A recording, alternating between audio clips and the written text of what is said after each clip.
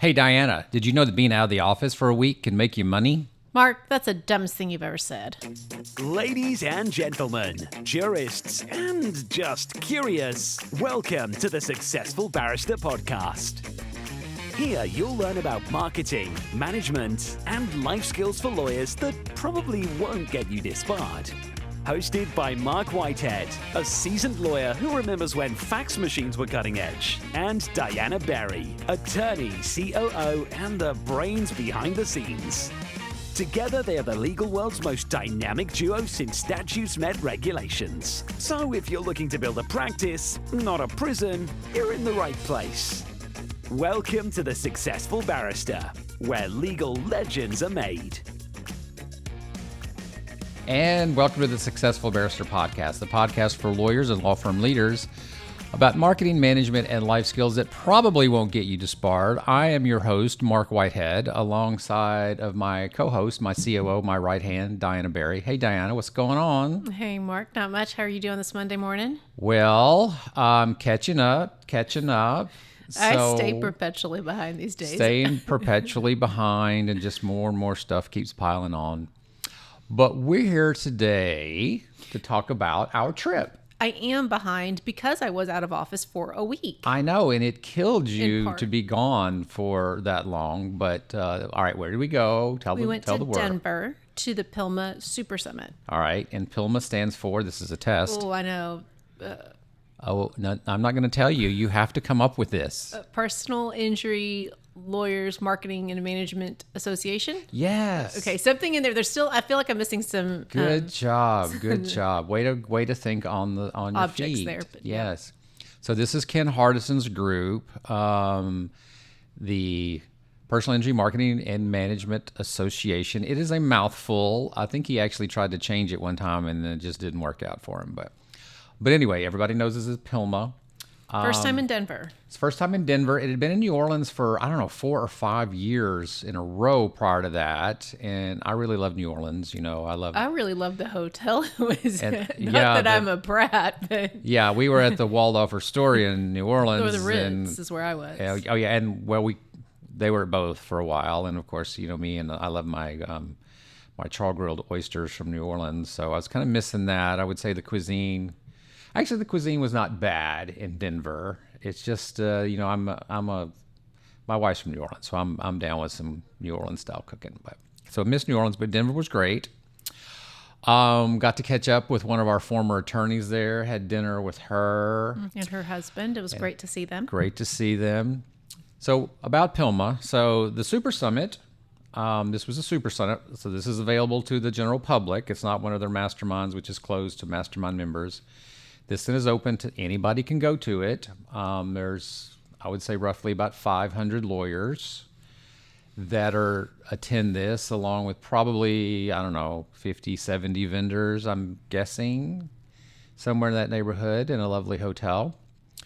And it's long. It is a solid 3.5 days. 3.5 days of curriculum. And you have to, I guess obviously implicit in that is that it starts at 8 o'clock on Tuesday morning, so you're there for 4 nights. Yeah. So we came in. We had to come in Monday afternoon. So basically, the entire week we were in Denver. I managed to wrap it into a college trip for my graduating senior. So we went and visited the University of Denver while we were there. Very nice little campus, and we took a lot of people. So you went, I went. We took our marketing manager. We took our intake manager. I also took my wife and daughter. And this is the second year that you've taken. I mean, I went 2 years ago. I missed last year, and in my stead, our intake and marketing manager went. So you have a history of taking a lot of people to this. And I've preached about this on prior podcasts, but one of the problems when lawyers go to conferences, they come back with all of these great ideas, and then they don't know how to disseminate these ideas down to their people. Well, one way to solve that problem is just take your people with you. They don't get to go to as many things as you and I do. That is correct. So I think it is good to bring them, good to include them, and they get to see firsthand all of the vendors, all of the presentations. I make everybody take good notes, and then we all have to share notes at the end. Yep. And so I think it's, to your point, when you invest in your people, one, they notice that. So you're investing in their education, their professional development, and they notice that. And secondly, implementation is a lot easier. So the way we're going to do it, I'm going to sit in on your intake and marketing level 10, not something I normally sit in on. And we're going to take essentially the top 10 ideas that we all had and take each of those top 10 ideas and either scrap them or put them into the plan, whether that's this quarter or, or next schedule year. them out for Q2, 3, 4, 5, and that's Q7, Q8, whatever. That's a very simple way to make sure that your ideas get implemented and not lost. So I think that anybody who wants to, just mimic that, I think it's a great idea to do that. Do a debrief. Make sure they show absolutely. you your There's no point in spending. I mean, I'm sure we spent over $10,000 by the time you add hotel, airfare, conference fees, food, the bar tab. Your bar tab, not mine. My bar tab. That was a significant percentage of that. Yes. So all of that, it adds up. It was a significant investment. So I want to make sure that we get, let's call it $10,000. I want to get my $10,000 out of it. Yeah, at least on that. So yes, so we're definitely, I'm very happy. I got, I got Mac's notes today, and quite frankly, her Mac's notes were probably way more complete than my notes were. So I may just, she's over there flipping her hair. I may just junk my notes. And I will tell one funny thing. So I took all the notes and I tried to feed them into ChatGTP and say, could you combine and synthesize these notes? And I gave it some descriptors and told them what the conference was about. And it totally melted ChatGTP. You took my notes, I took our intake manager's notes, and your notes, and tried to get I tried to get it to meld the 4 sets of notes because we're taking notes on the same thing. I tried to get it to do that, and it literally took 24 hours, and it came back with gibberish. And maybe there was some user error on that part. I don't know. But so I gave up, and I just thought, screw it. I almost dropped the F-bomb. Does that get us kicked off the air if I drop the F-bomb? You might, but let's steer back into safe territory. What are we talking about today other than being out of office for a week? So I think what we did is we agreed that each of us would pick out 2 or 3 of the best presenters, the speakers that we found interesting, and kind of go over what we found interesting and how we could apply it, how our listeners could apply those same principles in their practice. I would mention real quickly, the presentations, I know you can buy them. The video presentations. The video presentations, you can buy them if you go to PILMMA.org. So if you missed it, I do know that everything was recorded and everything is for sale. For us, it's cheaper. For non-members, I don't really know what it is, but it's still cheaper than actually attending and paying the hotel and all that fun stuff. So go to, it's PILMMA.org, is it not? It is .org, it's not .com. So PILMMA.org. Yes. Oh, this actually was a virtual summit. They could have attended virtually, which is why it's recorded. But so when we come back from break, you get to go first. Oh. Yes. Ladies first. And so you ready get for to that. talk about the presenter that you like the most. And since we were both there at the same time, I'm sure I'll have a few comments and vice versa. And then we'll take it from there. What were the best tips that we can come up with from the PILMMA Super Summit? This podcast is sponsored by Marc Whitehead Associates, a national disability benefits law firm. Marc Whitehead runs a firm of over 60 dedicated people whose mission is to make a difference in the lives of our injured and disabled clients. Marc represents disabled claimants in Social Security disability, private disability insurance, and veterans disability claims in all 50 states. Marc Whitehead is double board certified in both Social Security disability law and personal injury trial law. Marc has litigated disability cases in over 40 states and counting, and can help your clients too. Stop throwing your phone calls away. Call Marc Whitehead at 701-VIP-LEAD. That's 701-VIP-LEAD. Or visit our website at disabilitydenials.com. Referral fees are paid in all jurisdictions where it is permitted. Refer us your disability cases today and know that your clients will be in good hands. I was pitching to you to see if you wanted to do the and you're back, and Well, you didn't threw bite. me. I thought you were going to go first. No, So no, now, no. okay. Well, okay. So I need to, very much in a Diana way, issue a disclaimer first.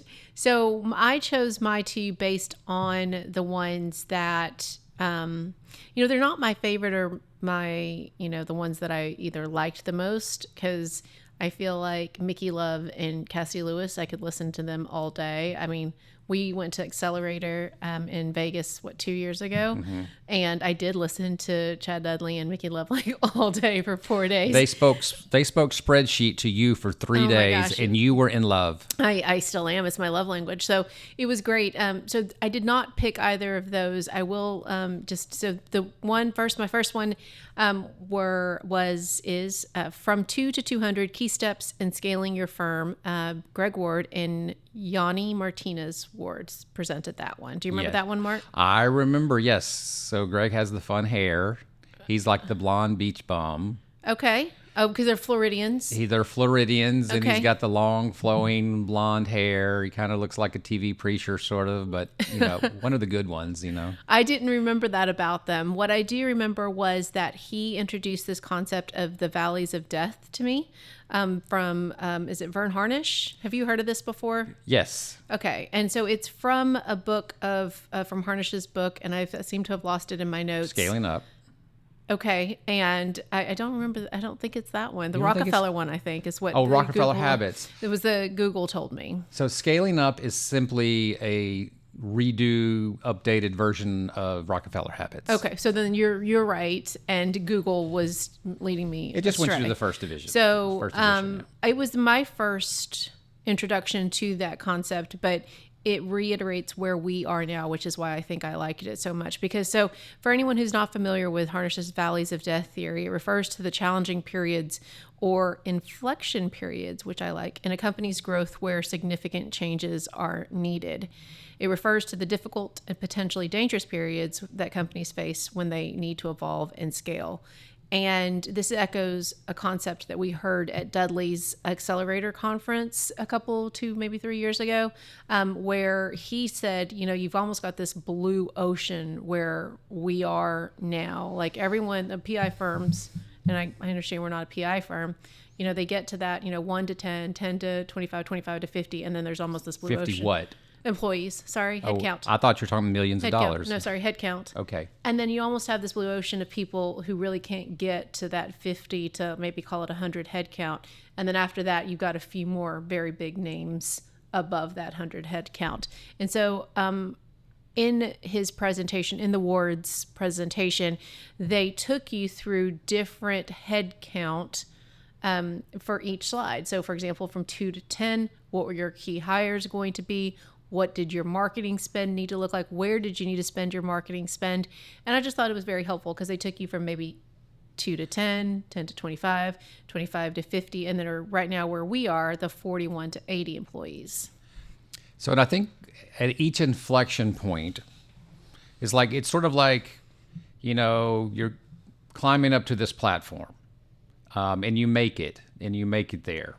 But then to make it to the next inflection point, you kind of have to jump off that platform and you're going to take a dip. So it's like a J curve. You're going to drop before you go back up, is the way I interpreted that. Well, and so the way that I interpreted it, it's interesting that you and I walked away with two different interpretations. There were two key inflection points or two key valleys of death in a growth, in a business's growth. And the second valley of death, according to the Wards, is around this 50 to 75 employees. You have different types of communication. And then what I kind of really liked about it was a reminder of the law of the lid. Do you remember the law of the lid? I do not. I forget which book it is, but Law of the Lid, where it's limited by the founder's own leadership ability. And this is a conversation that you and I have a lot about how, especially after our 2-day annual, where you and I are going to have to find perhaps a different leadership or growth in our leadership abilities to take our team to the next level. It echoes that book that we read years ago with our leadership team, What Got You Here Won't Get You There. You almost have to, at this particular inflection point, find a new way to do your 3 M's, for example. Your marketing, managing, and mentoring. It requires a whole nother level of another skill up set to do that. So you kind of have to jump off at certain points. So you get in let's say in my case, when I was 10 to 12 employees, I was managing everything. And then to get from 10 to 12 employees up to about 25 or 30 employees, I had to hire lawyers to manage different departments for me because I could not manage everything. And then when I got up to about 30 to 35 employees, then I needed to hire you. I needed to hire a chief operating officer to come in and add another layer of management and leadership on top of us to get us from where we're 35 employees now to we're about 75 employees. And we're talking in terms of employees. Of course, obviously, you have to scale the revenue to match that number as well. But that was the next layer of leadership that I wasn't capable of. I could have stayed at 30 to 35 employees, just left the attorneys to run each department, and we could have stayed there. But I could have never grown past that point have I not added you in your position to help grow us to where we are now, which is like about 75. We've just added another layer of leadership. We've just now added an HR person. I don't know exactly how we even title Conrad, but basically he's in charge of HR compliance and so forth, which is that next layer, because at some point we top out even with you and me and the attorneys leading the firm. We need more functional help. So the reason I put the J curve in there is because every time you jump off to that next level, you do take a dip before you start going up. Before you start finding efficiencies within that new level, right? That new tranche. And what the dip basically is dip in profit, because you're spending money on the hopes that the money you spend that take away from profits will actually lead to larger profits further on down the line.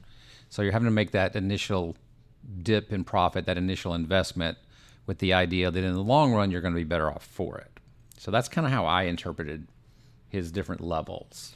I appreciated the different tranches, but again, the way you break it down. Like, so for example, at some point it helped me realize, we're gonna have to bring IT in-house, or at least have someone in-house for IT. Right now we have an MSP that's just completely outside, and it helped me realize, our next key hires and who they should be.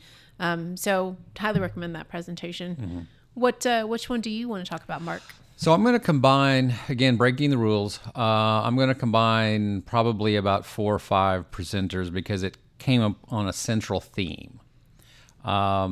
Dealing with marketing, specifically with digital marketing, which is the biggest thing that we do. Digital marketing, my definition, is going to be your SEO work, your paid ad, your PPC, your LSAs, and so forth.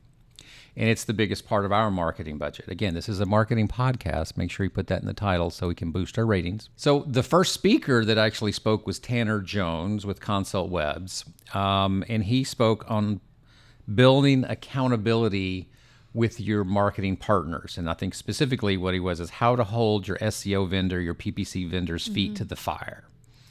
Like, how do you know you're getting what you're paying for? So, in our case, I don't know what we pay, $25,000 a month just in vendor fees between PPC and SEO and so forth. I see Max doing the math in her head and sort of nodding. That 25 is the number. How do I know I'm getting what I'm paying for? Mm-hmm. Funny thing is we actually vetted Tanner's company and chose not to go with him. We ended up going with Hennessey, and Jason Hennessey was another one of the speakers I'm referencing. My own vendor from Hennessey Digital was there speaking.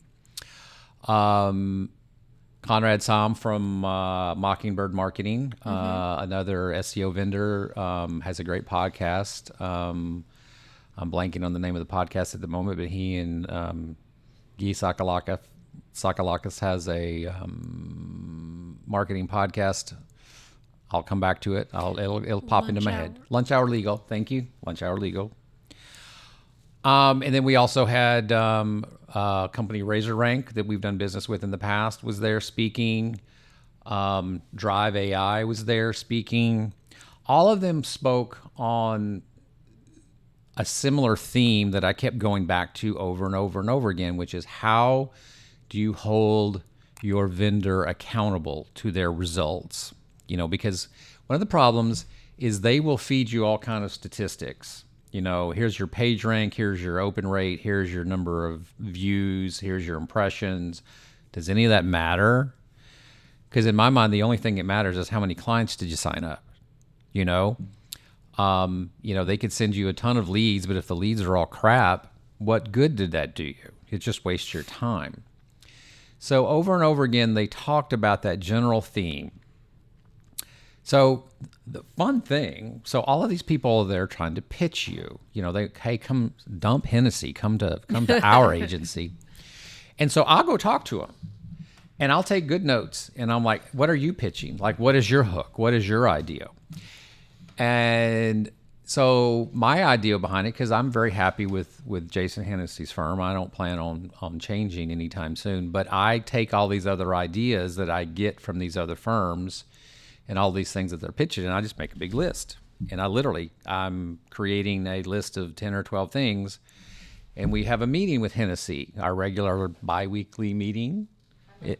Bi-monthly meeting tomorrow, and I'm going to go through that list with them. Hey, Mockingbird says they can do this. How are we doing that? Blue Shark says they can do this, and so forth and so forth. I'm going to literally go through the list of all of these other things that people are pitching, and hold his feet to the fire, because they are his competitors. I could easily, we're on a month-to-month contract. We could easily move anytime. I don't want to, but I simply want to make sure that I'm getting value for my money. Even the best vendors can sometimes, wander astray. So I just want to make sure that we're staying current. For example, I think RazorRank was pitching a concept of what's called full circle attribution with your PPC campaign, about how you take data, results-driven data. In other words, did you sign up the lead or did you not sign up the lead? Did you reject the lead? And you feed that data back into Google, and Google is supposed to get smarter, and it's supposed to improve your PPC results. Like, well, that's great. Hey, Hennessey, are you doing something similar to that? Show me what you're doing. This is what RazorRank said that they're doing.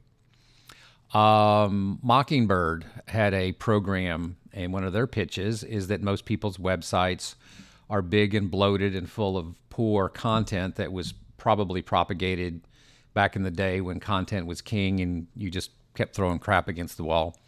And they have this program where they go through and they consolidate your content into more modern, usable things that supposedly drives your rankings. Like, so great. That's a great idea. Hey, Hennessey, how are you doing this for me? What was the other idea we had? I want to say it was Drive that had a program where they did opposition research, and they would go and do opposition research and determine. You're shaking your head like I got the vendor wrong, and I might have. Who was the vendor then? I think it was Tanner Jones. No, it wasn't Tanner. Anyway, they were the one in the booth right next to Hennessey. But point is, there was one pitch was, we will do opposition research on your chief competitors, and we will figure out what they're doing that you are not doing and where are the gaps. Firm Pilot. Yes, it was Firm Pilot that pitched that one. So I'm like, fine, I'm going to take that concept back to Hennessey. Hey, this is what they're pitching. What are you doing to do the same thing for me? So that was the central theme that kept coming back and forth. And I made sure to go to all the vendor booths and talk to them one-on-one. Of course, I listened to them intently from this, when they were talking from the stage about what they're pitching.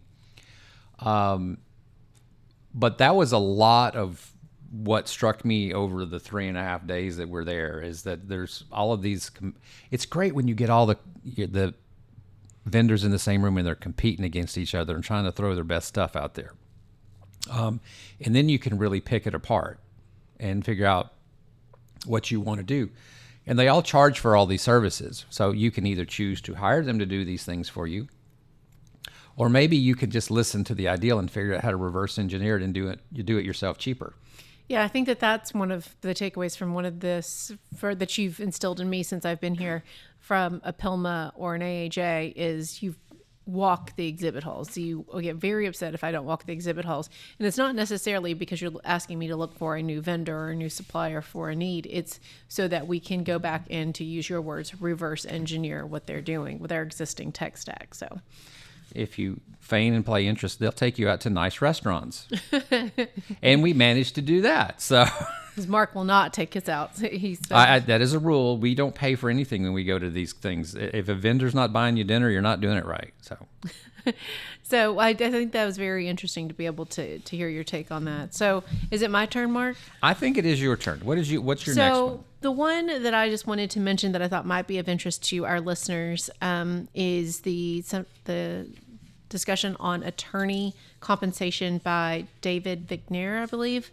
So I just thought it was really interesting. Again, it had a lot of spreadsheets. So again, my love language. But the takeaway the thing I wrote down was that total attorney comp should be at 20% or below of your revenue.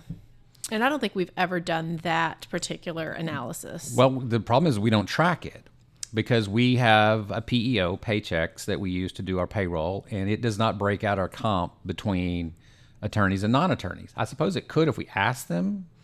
It absolutely does, Marc. Well, you never told me this. I don't know why. I do revenue to labor for you. How do you think I do revenue to I don't know. I just feel it's a bunch of magic fairies and a little thing that do it. So, and the other thing that, so this is why I do the podcast, because I learn stuff. He did a great job of breaking down. There are 4 potential comp models out there for your attorneys. The straight percentage of the fee revenue. The second one is salary plus percentage of the fee revenue, which is what we do. Yep. And the third option is salary plus a discretionary bonus of some kind. And then the fourth is the compensation profit model, which is what I believe he was talking about. Mm-hmm. And so, of course, he went into how it works, what he puts in for overhead and just all the different line items. And again, a lot of spreadsheets. But what the main important thing that I took from that was that, the attorneys were not happy when he switched to this model. And I'll talk about this more in our closing remarks, but it really is so liberating to hear other attorneys and other law firms talk about how unhappy their attorneys are when they move their cheese. Make them suffer, dude. Make them suffer. Well, and I think that you and I almost get into this whole paralysis of, well, what are the attorneys going to think and how much pushback are we going to get? And we get almost reticent to make change because I don't think it's not that we don't want to upset them. We know we're going to upset them, but that's going to be a lot of pushback and it just almost stymies us sometimes. And so it was almost liberating to hear another attorney say, yeah, they were mad. And I just kept saying over and over again, yep, but this is the way it's going to be. Or whatever his phrase was. I think I wrote it down in my notes, but he just kept saying, yep, and this is the way it's going to be. Why do I have overhead percentage? Why is the overhead percentage 30%? That's how much it takes to build this firm, or whatever his phrase was. It just really was liberating to hear that. And so the reason why he switched to this compensation profit model was that he said that it gave his attorneys an ownership mindset. Do you remember that? Yeah. Oh, absolutely. I understand totally why he would do it. So just because I think you would do a better job of this, Marc, what is that compensation profit model that he was talking about? Okay. So basically you start with, so this basically works when you're talking about a team leader. So in other words, you have the main attorney that runs a team. So he may have an associate attorney under him or her, and a staff, a couple of paralegals, a medical records clerk. So basically this team is responsible for cases soup to nuts. And so they have their total revenue that this particular team produces. And then from that total revenue, the firm subtracts a marketing cost because it costs so much to market to get these cases, and that leaves a number, whatever that number is, and from there they subtract overhead costs, some percentage. And then that leaves a number. And then from there you subtract, what I would call unrecovered case costs, cases that went south, cases that got a zero and you had to eat the case costs, or case costs that, maybe on a case you did recover, but you still couldn't get all your expenses back, whatever that is. And then that came down to a net profit for the unit. And then that lead attorney was paid a percentage of the net profit. Now, that lead attorney was also paid a salary, but that salary came out of the overhead percentage. So the point is, it made the attorney in charge think like a business. What should I be paying my paralegals? How many paralegals do I really need in this business unit? What do I pay if I have an associate attorney that's working under me? What do I pay that person? It makes them have ownership in their team.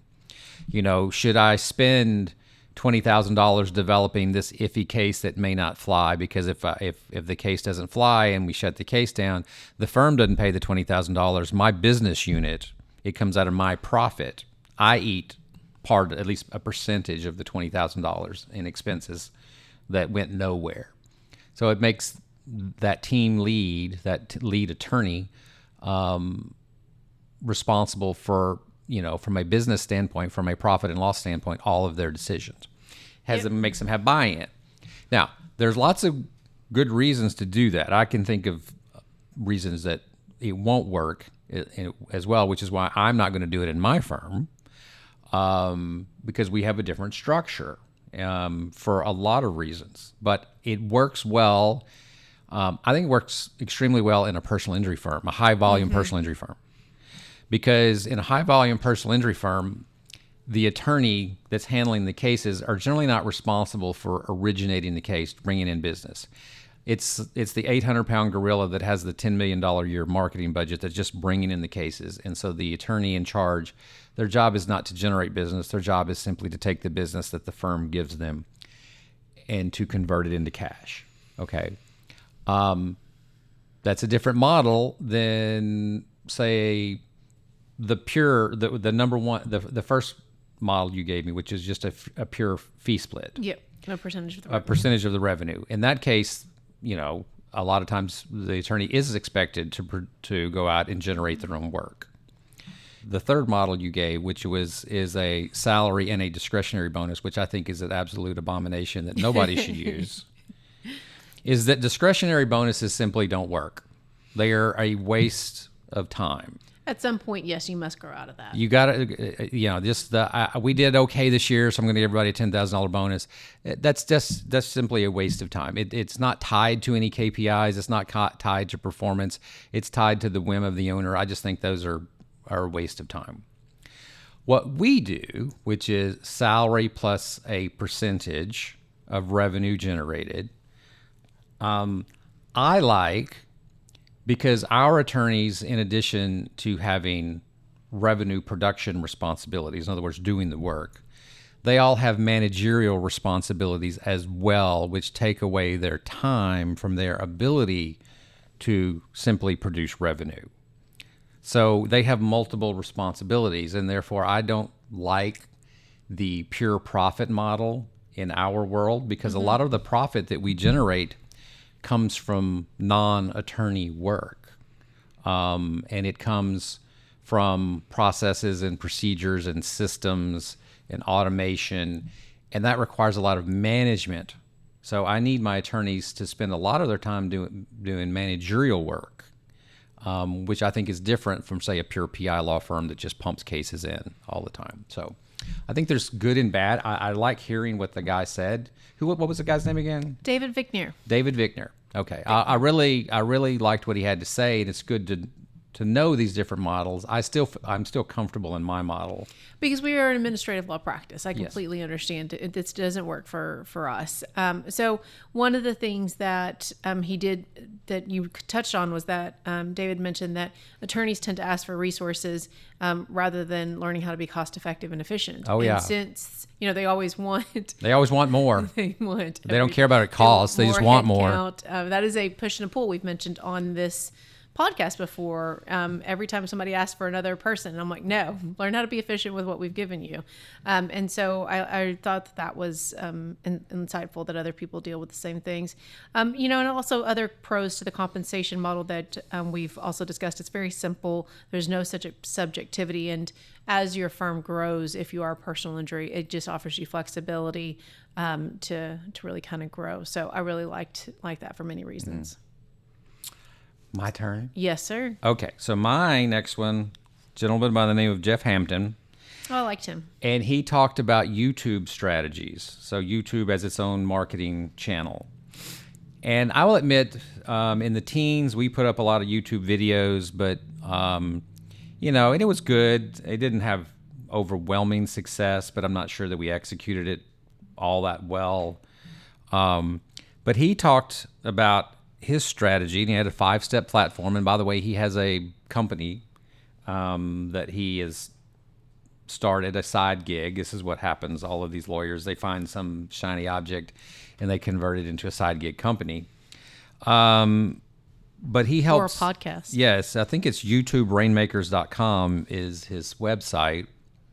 And we are going to vet him, and we are going to talk to him about doing business with him. And, we might do business with him, or we might figure out what he's doing and just reverse engineer it ourselves. I haven't decided yet. I hope he doesn't listen to this podcast. Yeah, Mark. well, he knows this already. If you don't know this, if you're a vendor and don't realize this is what's going on, you're kind of naive. So I really liked him, but what were your 3 takeaways, or what were some of your takeaways from Jeff's presentation?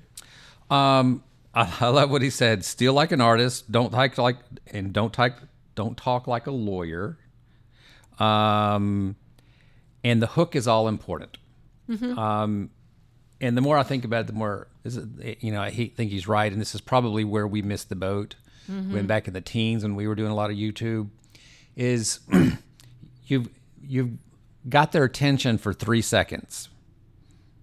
And so your initial thumbnail, in other words, how the video presents, your initial title, what's the catchy little title, the first 3 words or 5 words or 10 words out of your mouth has to hook them. It has to interest them so they will actually pay attention and watch the rest of what you have to say. I was just doing this yesterday. I was sitting on the couch. I was looking up golf videos. This is what my little obsession is because I get pissed off at my golf game and I start going, there's a bunch of YouTube channels on how to play better golf, and they give you little tips, and and I'll hit the start of 3 or 4 videos and see how it starts. I'll look at the first 10 or 20 seconds and like, that's boring. That's boring. All right, this one hooked me. So that was the first thing. And then the second part was trying to actually make videos. Instead of making videos about what you want to talk about, you need to make videos about what people want to hear about. Mm-hmm. And I think that was sort of a shift in the mindset. What do people care about? YouTube is the second largest search engine. I do it all the time.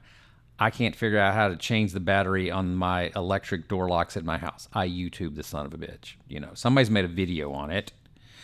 The other day, I could not figure out how to find the battery cables on my Mustang. And I had to Google 2015 Mustang, where the hell's the battery cables at?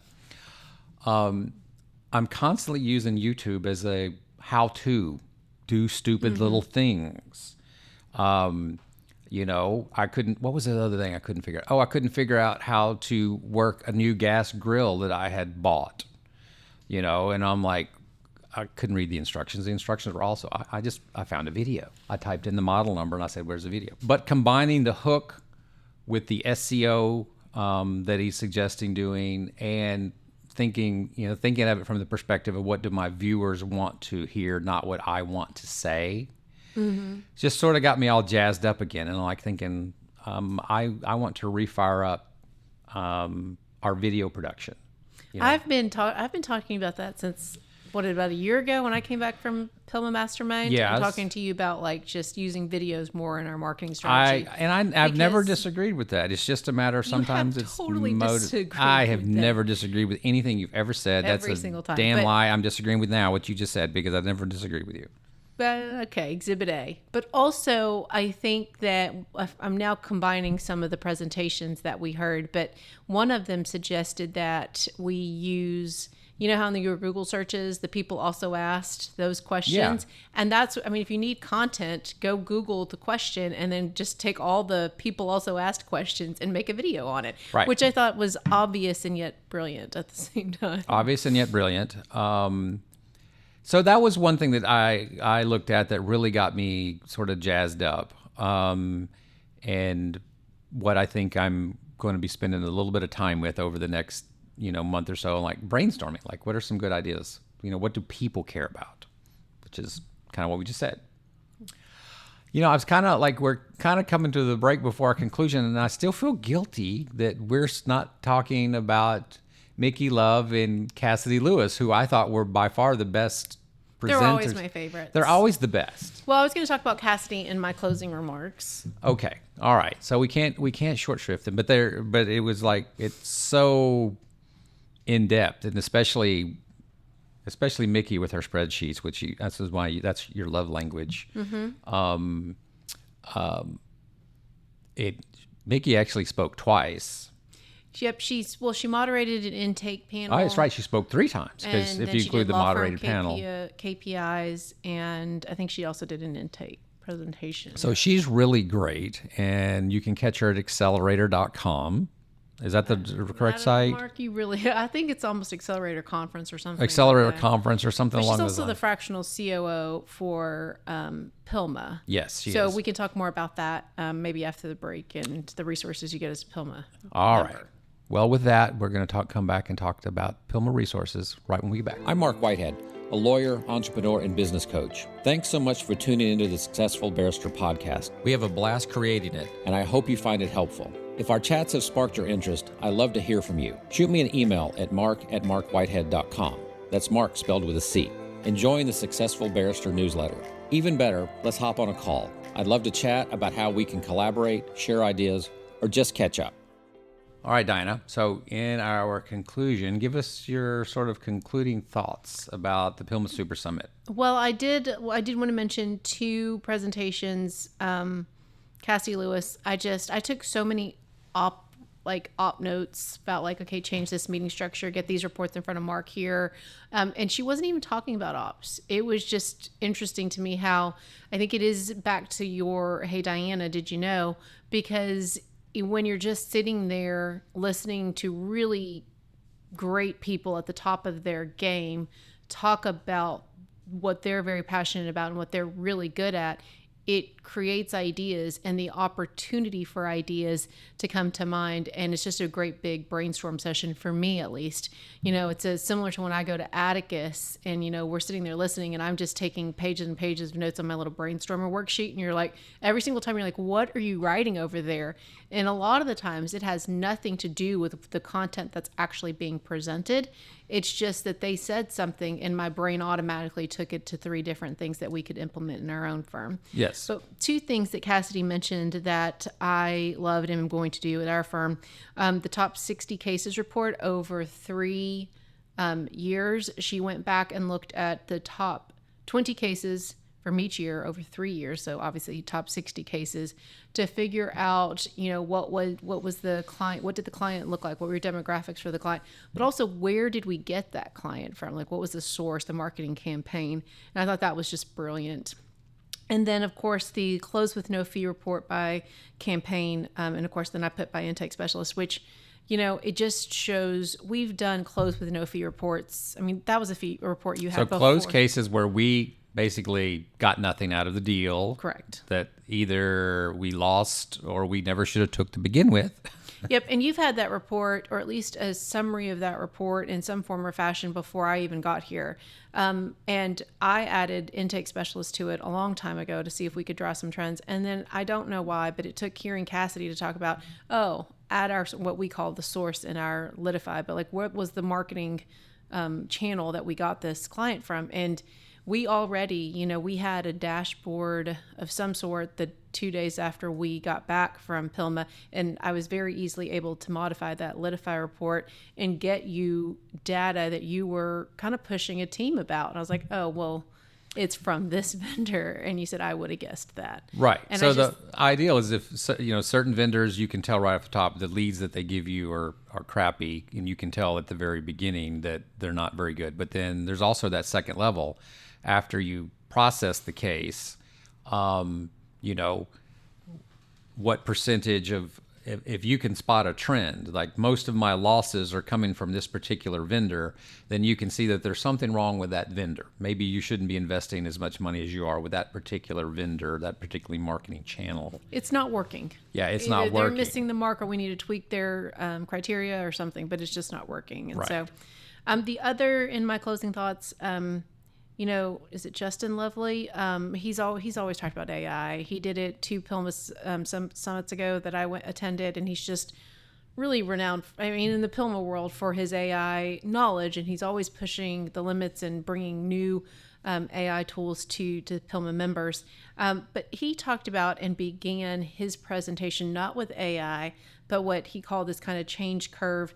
And it was almost, I don't even know what that shape is. Is it a cosine or is it a sine? Good. Anyway. You're now, Jesus, you're talking high school trigonometry. But he talked about how, when you introduce this new thing to your team members, they go from almost like depression to resignation to acceptance. And again, there was a lot of talk about mindset at this Super Summit, where I just thought that was really important for me to hear that it's okay. They're going to be really upset when you introduce this new thing, and then they're going to eventually get resigned to it, and then they will accept it. Where we are in our firm in this, can I call it a valley of death? I don't want to call it a valley of death, but I would just say bottom of the J curve. Where we are in the bottom of our J curve, there is so much almost pushback too. And every time I come back, we're like, we came back from Atticus and we heard about this really cool thing. I mean, I don't even need to look at them to know they're rolling their eyes at us. And so it can be a bit of a drudgery, but to be in a room of other people and just kind of get that energy to be like, it's okay. It was important for me to hear. Also, just as a very tactile thing, he said you need to develop an AI policy for your firm, and that is absolutely something we should do. Yeah, absolutely. So that you mentioned Cassie Lewis, I will throw out this plug for her. She had, she's started a side gig as a fractional CMO, fractional Chief Marketing Officer, and she's putting out a product, a training course for other marketing directors, marketing staff, marketing assistants that you may have in your law firm. $997. Haven't looked at it, hadn't vetted it, but if it came from Cassidy, I'm pretty sure it's got to be pretty good. Mm-hmm. So it is a product out there that might be of interest to you. Can we put this fun stuff in our show notes? Okay, so we'll put we talk about a lot of things that we're not giving you great references to. Check out the show notes. We'll give you the links to their websites. And again, we talked a lot about Mickey Love. Again, we'll put the accelerator contact information in our show notes. But she has, and I'm sure she'll send it to you, she has a list of the top KPIs that lawyers should be tracking, or the spreadsheets that you should be looking at. And she typically, it's kind of her bait piece. She will send it around for free if you contact her. So we'll put that in the show notes as well. I think the takeaway that I would share with people is, again, the mastermind concept. Mm-hmm. So now, granted, they're pushing the masterminds because they charge for that, and this is where Ken makes most of his money. I get this. But I'm not opposed to somebody making money if they're providing value in return. And they have various mastermind levels at PILMMA, depending on your firm size. They usually do it in terms of revenue, but somewhere in that neighborhood. But the concept of getting together with like-minded people and sharing ideas, sharing best practices, inspiring each other. The PILMMA Super Summit is a way to do it, relatively inexpensively because it's just a one-shot deal. Obviously, the mastermind, which meets, I guess, 3 to 4 times a year. 4 times. Well, 3, and including then the plus Super Summit. At very nice places like Cabo San Lucas and Montreal this year. and Hawaii this year. Hawaii. So they go to really cool places to get together with like-minded people. So basically, that's a concept that they push a lot. And I understand why they're pushing it, but I also understand there's a lot of value in it. We've done the mastermind before.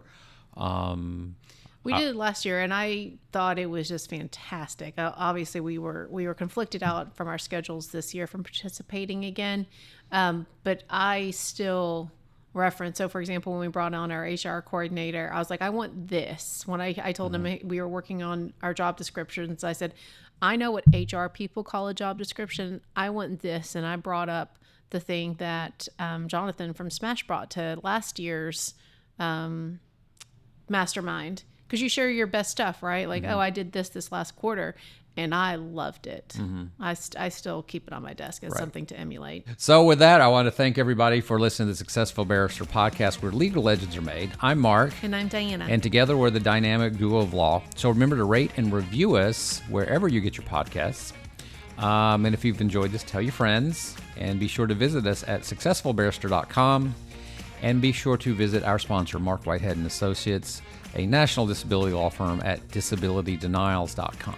And with that, we're out of here. Bye.